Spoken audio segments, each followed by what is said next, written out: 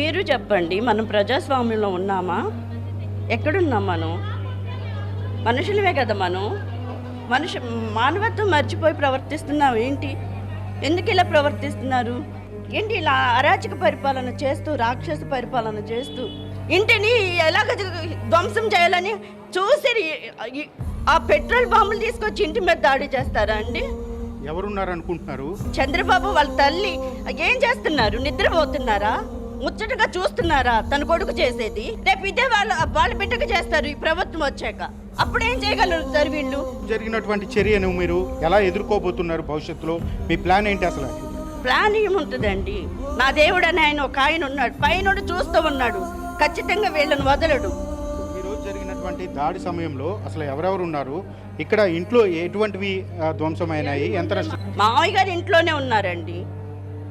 నన్ను మా బాబు గొడవ చేసి బయటికి తీసుకెళ్ళాడు. మా కోసం వచ్చిన వాళ్ళందరూ అయితే లోపల కిందే ఉన్నారండి.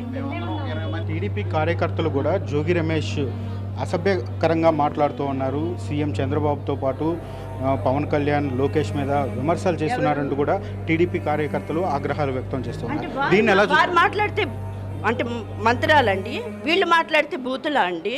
మరి ఆ రోజున అయ్యన్న పాత్రుడు చంద్రబాబు ముఖ్యమంత్రి స్థాయిలో ఉన్న జగన్ని మాట్లాడారు కదండి.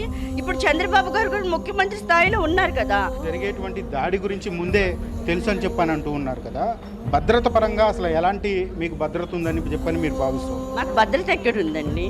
మీరు భద్రత ఉంటే ఇలా ఎందుకు జరుగుతుందండి?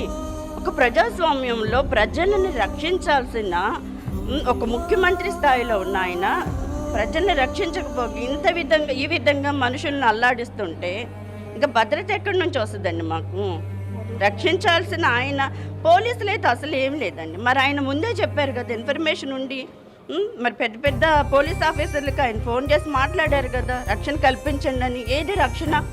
ఎక్కడ రక్షణ? ప్రజలందరూ కూడా చూడాలి. ప్లీజ్ అమ్మా, ప్లీజ్ అండి.